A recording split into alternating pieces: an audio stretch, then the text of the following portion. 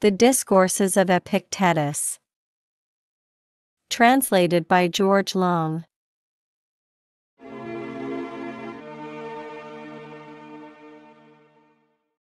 Book 1.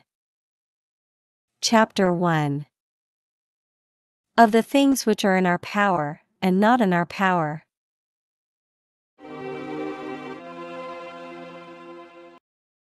Of all the faculties, except that which I shall soon mention, you will find not one which is capable of contemplating itself, and, consequently, not capable either of approving or disapproving.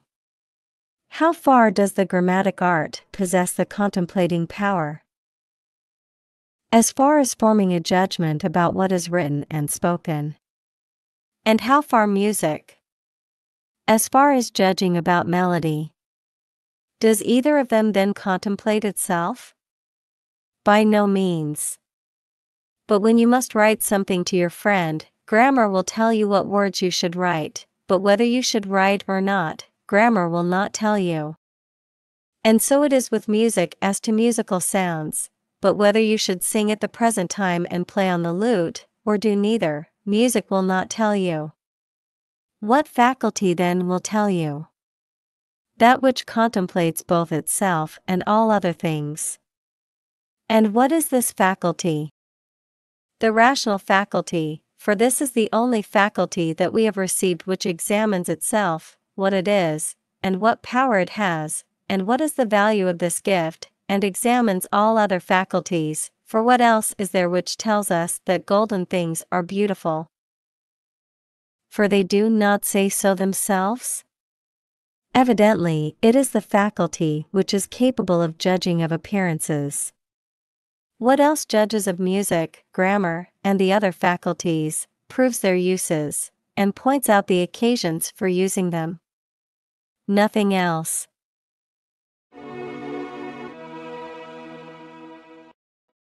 As then it was fit to be so, that which is best of all and supreme over all is the only thing which the gods have placed in our power, the right use of appearances, but all other things they have not placed in our power. Was it because they did not choose? I indeed think that, if they had been able, they would have put these other things also in our power, but they certainly could not. For as we exist on the earth, and are bound to such a body and to such companions, how is it possible for us not to be hindered as to these things by externals?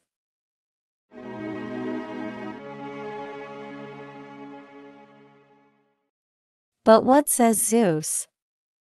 Epictetus, if it were possible, I would have made both your little body and your little property free and not exposed to hindrance. But now be not ignorant of this body is not yours, but it is clay finely tempered.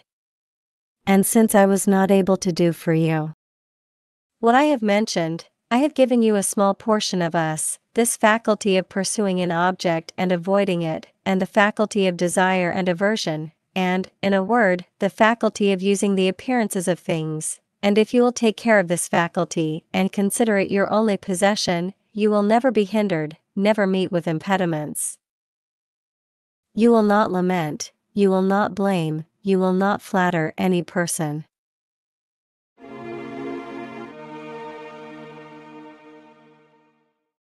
Well, do these seem to you small matters?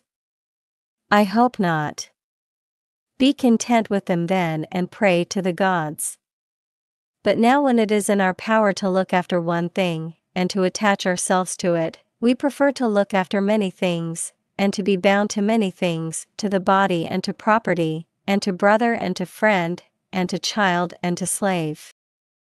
Since then we are bound to many things, we are depressed by them and dragged down.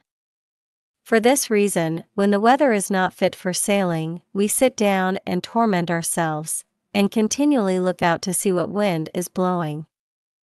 It is north. What is that to us? When will the west wind blow? When it shall choose, my good man, or when it shall please Aeolus, for God has not made you the manager of the winds, but Aeolus. What then? We must make the best use that we can of the things which are in our power, and use the rest according to their nature. What is their nature then? As God may please.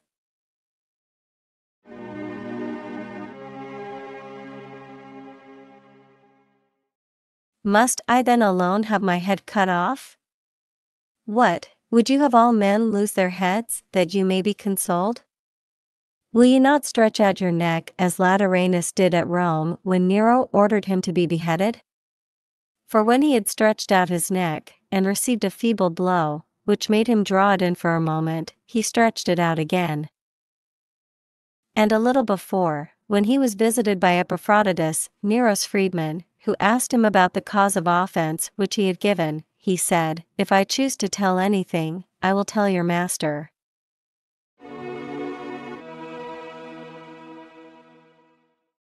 What then should a man have in readiness in such circumstances? What else than this? What is mine, and what is not mine, and what is permitted to me, and what is not permitted to me? I must die. Must I then die lamenting? I must be put in chains. Must I then also lament? I must go into exile. Does any man then hinder me from going with smiles and cheerfulness and contentment? Tell me the secret which you possess. I will not, for this is in my power. But I will put you in chains. Man, what are you talking about? Me in chains? You may fetter my leg, but my will not even Zeus himself can overpower. I will throw you into prison. My poor body, you mean. I will cut your head off. When then have I told you that my head alone cannot be cut off? These are the things which philosophers should meditate on, which they should write daily, in which they should exercise themselves.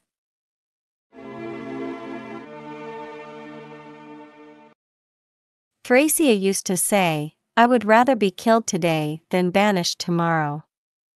What then did Rufus say to him? If you choose death as the heavier misfortune, how great is the folly of your choice? But if, as the lighter, who has given you the choice? Will you not study to be content with that which has been given to you?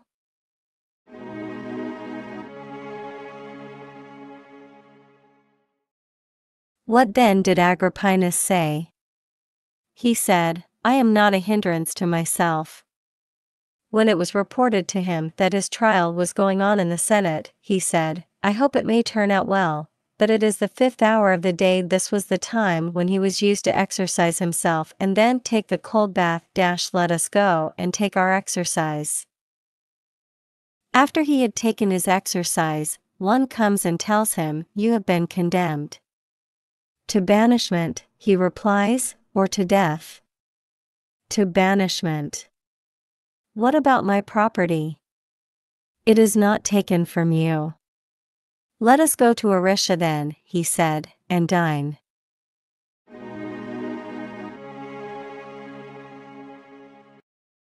This it is to have studied what a man ought to study, to have made desire, aversion, free from hindrance, and free from all that a man would avoid. I must die. If now, I am ready to die. If, after a short time, I now dine because it is the dinner hour, after this I will then die. How? Like a man who gives up what belongs to another.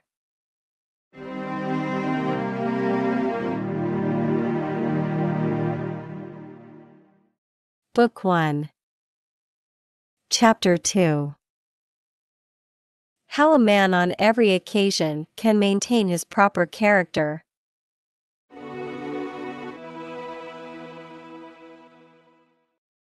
To the rational animal only is the irrational intolerable, but that which is rational is tolerable. Blows are not naturally intolerable. How is that? See how the Lacedaemonians endure whipping when they have learned that whipping is consistent with reason. To hang yourself is not intolerable. When then you have the opinion that it is rational, you go and hang yourself. In short, if we observe, we shall find that the animal man is pained by nothing so much as by that which is irrational, and, on the contrary, attracted to nothing so much as to that which is rational.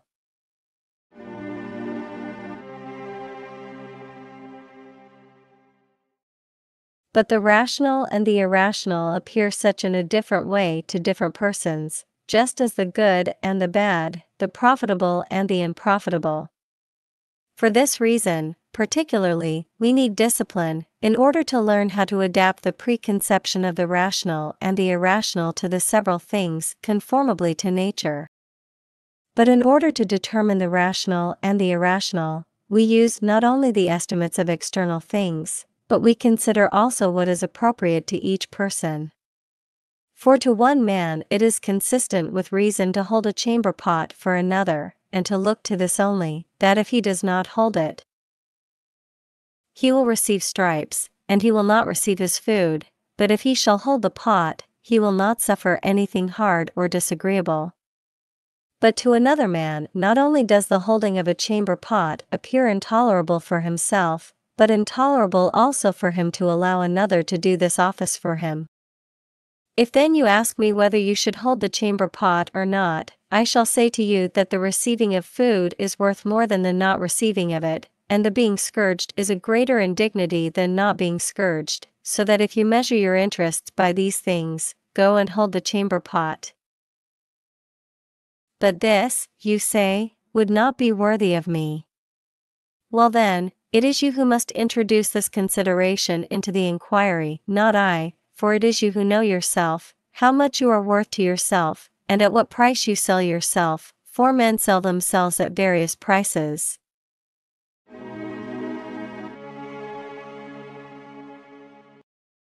For this reason, when Florus was deliberating whether he should go down to Nero's spectacles, and also perform in them himself, Agrippinus said to him, "Go down," and when Florus asked Agrippinus, "Why do not you go down?"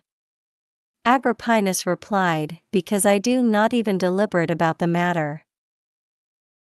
For he who has once brought himself to deliberate about such matters, and to calculate the value of external things, comes very near to those who have forgotten their own character.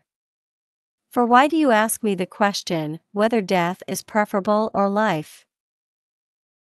I say life. Pain or pleasure? I say pleasure. But if I do not take a part in the tragic acting, I shall have my head struck off. Go then and take a part, but I will not. Why? Because you consider yourself to be only one thread of those which are in the tunic.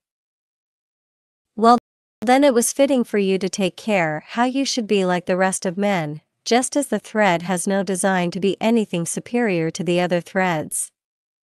But I wish to be purple, that small part which is bright, and makes all the rest appear graceful and beautiful. Why then do you tell me to make myself like the many? And if I do, how shall I still be purple?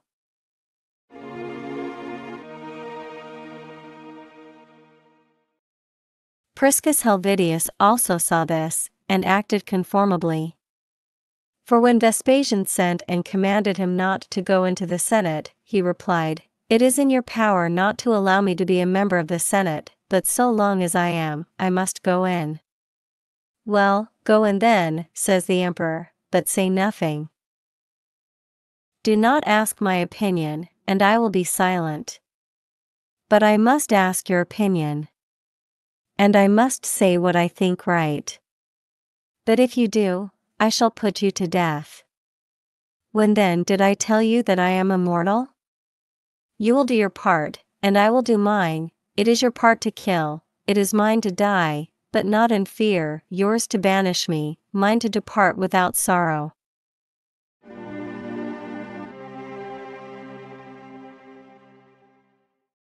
What good then did Priscus do, who was only a single person?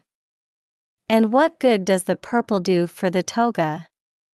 Why, what else than this, that it is conspicuous in the toga as purple, and is displayed also as a fine example to all other things.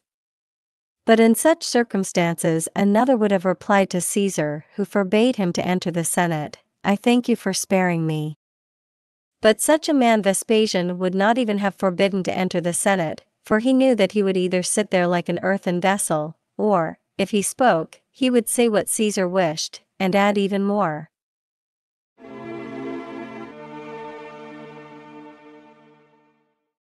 In this way an athlete also acted who was in danger of dying unless his private parts were amputated. His brother came to the athlete, who was a philosopher, and said, "Come, brother, what are you going to do? Shall we amputate this member and return to the gymnasium?" But the athlete persisted in his resolution and died. When someone asked Epictetus how he did this, as an athlete or a philosopher, "As a man," Epictetus replied, "and a man who had been proclaimed among the athletes at the Olympic Games and had contended in them, a man who had been familiar with such a place, and not merely anointed in Baton school." Another would have allowed even his head to be cut off, if he could have lived without it. Such is that regard to character which is so strong in those who have been accustomed to introduce it of themselves and conjoined with other things into their deliberations.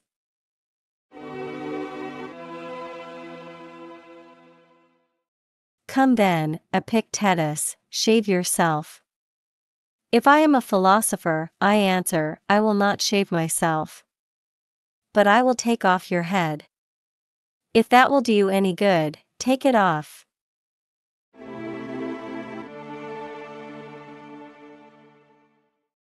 Some person asked, "How then shall every man among us perceive what is suitable to his character?"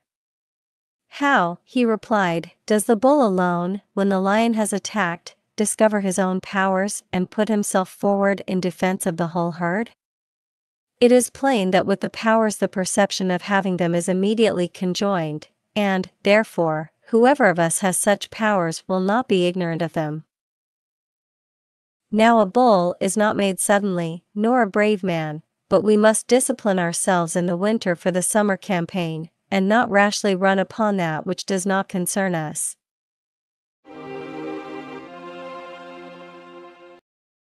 Only consider at what price you sell your own will, if for no other reason, at least for this, that you sell it not for a small sum. But that which is great and superior, perhaps belongs to Socrates and such as are like him. Why then, if we are naturally such, are not a very great number of us like him?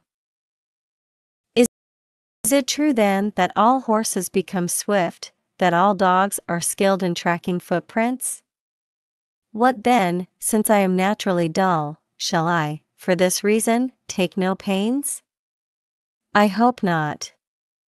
Epictetus is not superior to Socrates, but if he is not inferior, this is enough for me, for I shall never be a Milo, and yet I do not neglect my body, nor shall I be a Croesus, and yet I do not neglect my property, nor, in a word, do we neglect looking after anything because we despair of reaching the highest degree.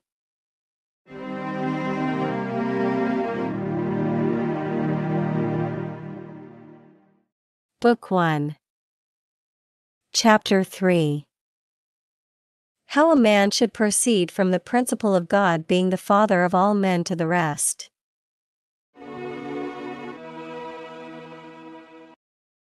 If a man should be able to assent to this doctrine as he ought, that we are all sprung from God in an especial manner, and that God is the Father both of men and of gods, I suppose that he would never have any ignoble or mean thoughts about himself.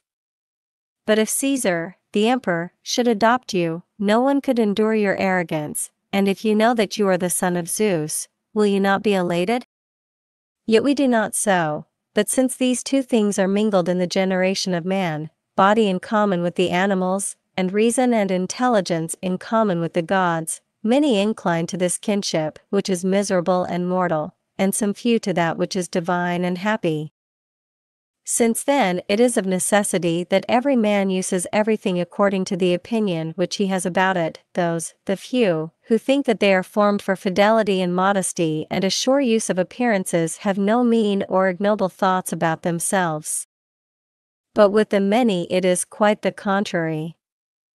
For they say, what am I? A poor, miserable man, with my wretched bit of flesh. Wretched, indeed, but you possess something better than your bit of flesh. Why then do you neglect that which is better, and why do you attach yourself to this?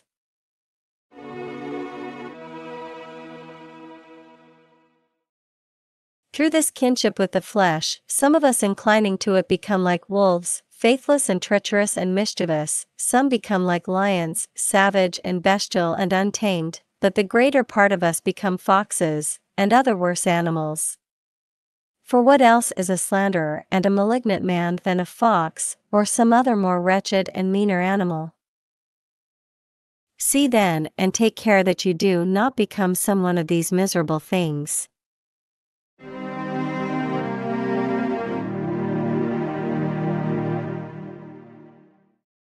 Book 1.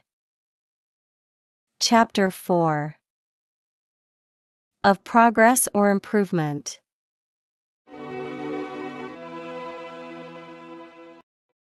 He who is making progress, having learned from philosophers that desire means the desire of good things, and aversion means aversion from bad things, having learned too that happiness and tranquility are not attainable by man otherwise than by not failing to obtain what he desires, and not falling into that which he would avoid, such a man takes from himself desire altogether and defers it, but he employs his aversion only on things which are dependent on his will. For if he attempts to avoid anything independent of his will, he knows that sometimes he will fall in with something which he wishes to avoid, and he will be unhappy. Now if virtue promises good fortune and tranquility and happiness, certainly also the progress towards virtue is progress towards each of these things. For it is always true that to whatever point the perfecting of anything leads us, progress is an approach towards this point.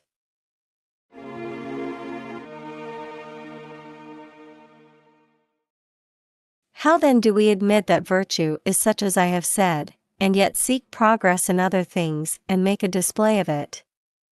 What is the product of virtue? Tranquility. Who then makes improvement? Is it he who has read many books of Chrysippus? But does virtue consist in having understood Chrysippus? If this is so, progress is clearly nothing else than knowing a great deal of Chrysippus. But now we admit that virtue produces one thing, and we declare that approaching near to it is another thing, namely, progress or improvement. Such a person, says one, is already able to read Chrysippus by himself. Indeed, sir, you are making great progress. What kind of progress? But why do you mock the man? Why do you draw him away from the perception of his own misfortunes? Will you not show him the effect of virtue that he may learn where to look for improvement? Seek it there, wretch, where your work lies. And where is your work? In desire and in aversion, that you may not be disappointed in your desire, and that you may not fall into that which you would avoid, in your pursuit and avoiding, that you commit no error, in assent and suspension of assent, that you be not deceived. The first things, and the most necessary, are those which I have named. But if with trembling and lamentation you seek not to fall into that which you avoid, tell me how you are improving.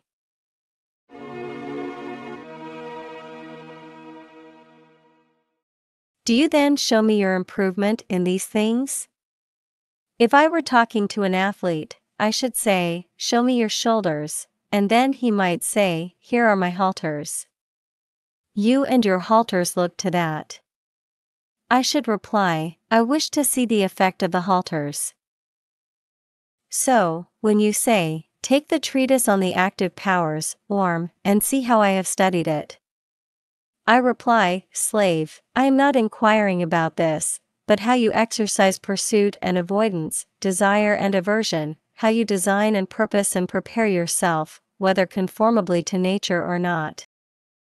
If conformably, give me evidence of it, and I will say that you are making progress, but if not conformably, be gone, and not only expound your books, but write such books yourself, and what will you gain by it? Do you not know that the whole book costs only 5 denarii? Does then the expounder seem to be worth more than 5 denarii? Never then look for the matter itself in one place, and progress towards it in another.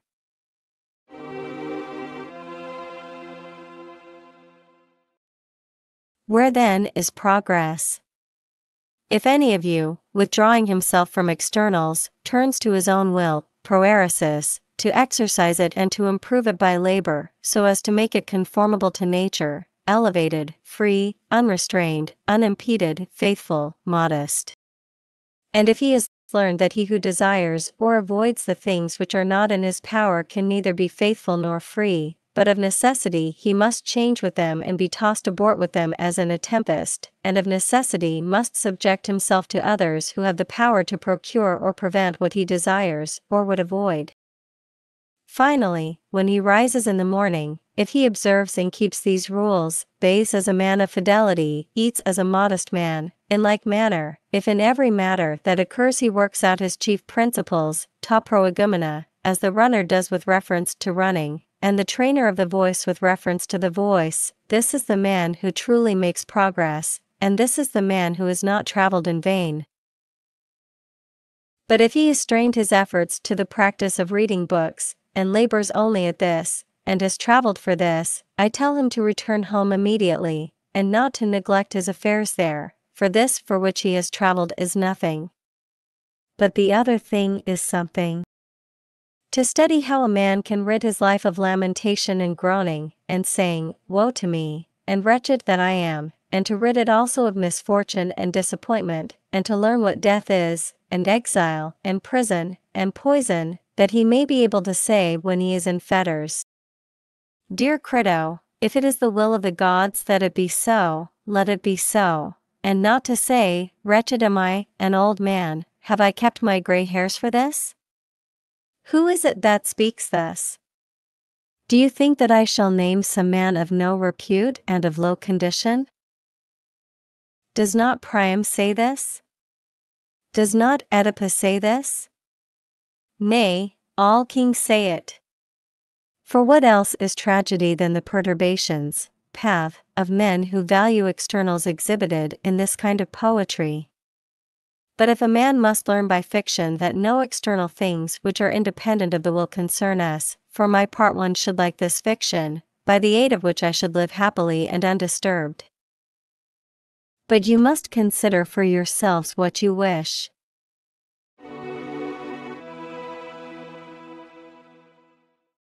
What then does Chrysippus teach us? The reply is, to know that these things are not false, from which happiness comes and tranquility arises. Take my books, and you will learn how true and conformable to nature are the things which make me free from perturbations. O great good fortune! O the great benefactor who points out the way!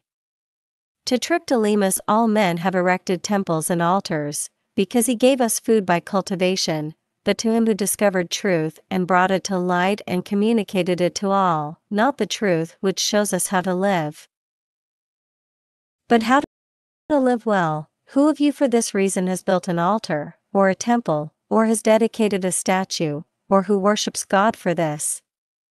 Because the gods have given the vine, or wheat, we sacrifice to them, but because they have produced in the human mind that fruit by which they design to show us the truth which relates to happiness, shall we not thank God for this?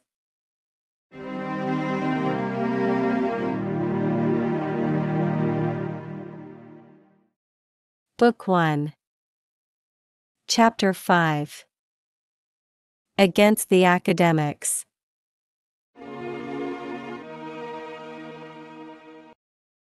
If a man, said Epictetus, opposes evident truths, it is not easy to find arguments by which we shall make him change his opinion.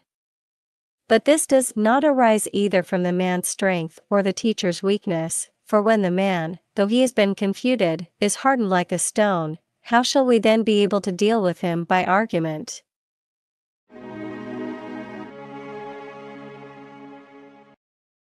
Now there are two kinds of hardening, one of the understanding, the other of the sense of shame, when a man is resolved not to assent to what is manifest nor to desist from contradictions. Most of us are afraid of mortification of the body, and would contrive all means to avoid such a thing, but we care not about the soul's mortification. And indeed, with regard to the soul, if a man be in such a state as not to apprehend anything, or understand at all, we think that he is in a bad condition, but if the sense of shame and modesty are deadened, this we call even power, or strength.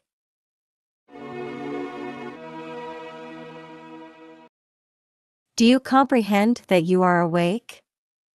I do not, the man replies, for I do not even comprehend when in my sleep I imagine that I am awake. Does this appearance then not differ from the other? Not at all, he replies. Shall I still argue with this man? And what fire or what iron shall I apply to him to make him feel that he is deadened? He does perceive, but he pretends that he does not. He is even worse than a dead man.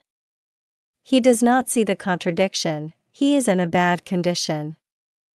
Another does see it, but he is not moved, and makes no improvement, he is even in a worse condition. His modesty is extirpated, and his sense of shame, and the rational faculty has not been cut off from him, but it is brutalized. Shall I name this strength of mind? Certainly not, unless we also name it such in catamites, through which they do and say in public whatever comes into their head.